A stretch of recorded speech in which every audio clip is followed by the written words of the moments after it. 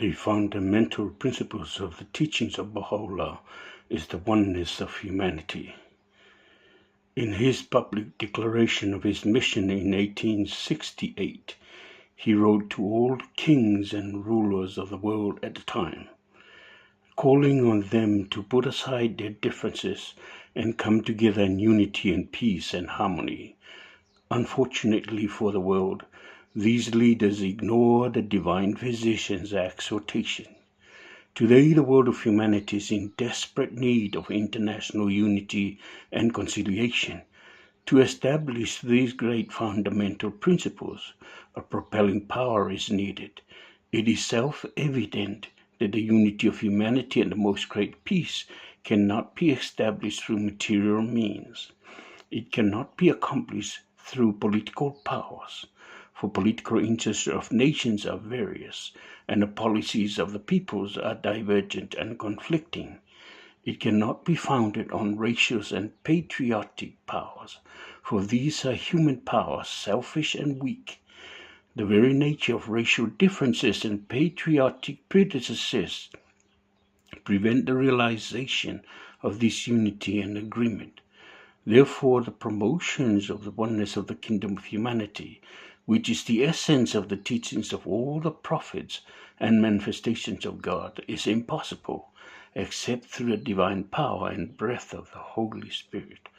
All other powers are too weak, incapable of accomplishing this unity and agreement. For man, two wings are necessary.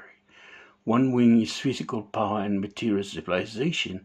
The other is spiritual power and divine power is spiritual power and divine civilization. With one wing only, flight is impossible. Two wings are necessary. Therefore, no matter how much of the material civilization of man advance, they cannot attain perfection unless uplifted by the divine power and breath of the Holy Spirit. Now concerning our social principles, namely the teachings of His Holiness Baha'u'llah, spread far and wide 160 years ago. These teachings comprehend all other teachings. It is clear and evident that without these teachings, progress and advancement of mankind are in no wise possible. These teachings are even as the tree that beareth the best fruits of all trees. Philosophers, for instance, find in these teachings the perfect solution for social problems, and similarly as true expositions of matters that pertain to philosophical questions. In like manner, men of faith behold the reality of religion manifestly revealed in these divine teachings, and clearly and conclusively prove them to be the true remedy for the ills and infirmities of all mankind. If these divine teachings be diffused, mankind shall be free from all peril, from all chronic ill and sicknesses. In like manner, the Baha'i economic principles, the embodiments of the highest aspirations of all wage-earning classes and of economists of various schools, in short, all parties and sections of humanity find their aspirations realized in the teachings of Baha'u'llah. These teachings were declared in mosques, in churches, and in synagogue, and in other places of worship, whether they are followers of Buddha or Confucius, or Christ or Muhammad or Krishna or Moses or Zoroaster. None find faults in these divine teachings. In fact, when they were proclaimed, all acclaimed the truth in these teachings, acclaimed to be the true remedy for the ills and infirmities of all mankind. Of all these leaders that Baha'u'llah wrote to, only Queen Victoria of England wrote favorably to Baha'u'llah, and Baha'u'llah revealed a tablet for Her Majesty, which he praises her and shower blessings on her. And in that same letter, Baha'u'llah addressed these world leaders that ignore his exhortation, which he said, "Now you have refused the most great peace.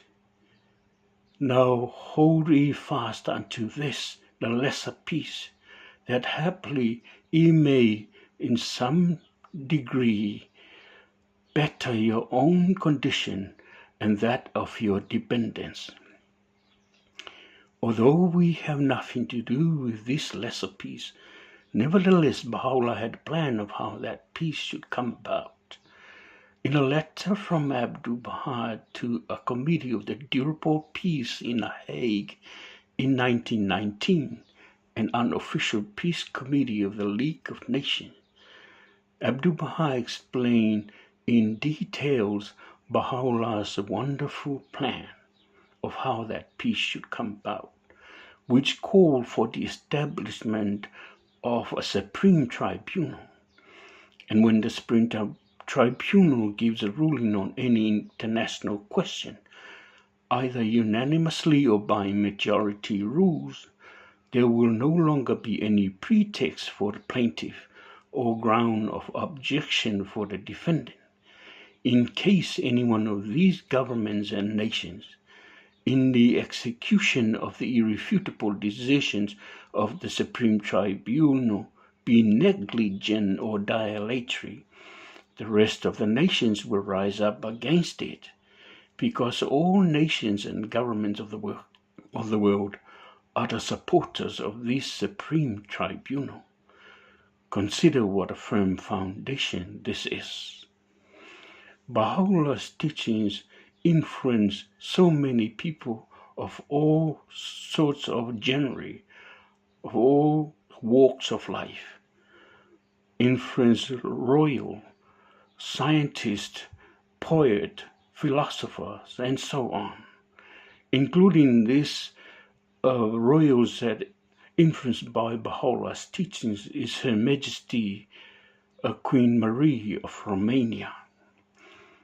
She is the first royal to embrace the Baha'i faith. She was the granddaughter of Queen Victoria of England, who wrote favorably to Baha'u'llah. In her open letter to newspapers that was published in 1930, on the 4th of March and the 27th of September in the Toronto Daily Times, and on the 28th of September in the Philadelphia Evening Bulletin, it's during Her Majesty's visit to America and Canada. It says, "A woman brought me the other day a book." The woman she's referring to here is Martha Root, and the first book that Martha Root gave her is Baha'u'llah in a New Era. And she gave her later on the gleanings from the writings of Baha'u'llah as a gift from Shoghi Effendi. "A woman brought me the other day a book. I spelled it in capital letters because it is a glorious book of love and goodness, of strength and beauty. I commend it to you all. If ever the name of Baha'u'llah and Abdu'l-Baha comes to your attention, do not put their writings from you. Search out their books and let their glorious, peace-bringing, love-creating words and lessons sink into your hearts as they have into mine. One's busy life is too full for religion. One's religion may satisfy, but the teaching of these wise, kind gentlemen are compatible with all religion and of no religion. Seek them and be the happier." And in the words of Count Leo Tolstoy, a Russian poet and philosopher, said, "We spent our life trying to unlock the mysteries of the universe, but there was a Turkish prisoner, Baha'u'llah, in Akka, Palestine, who had the key. Thank you, and I wish you well. Whaftai lava manuela whafongfong mai la whasausang Samo, soifua.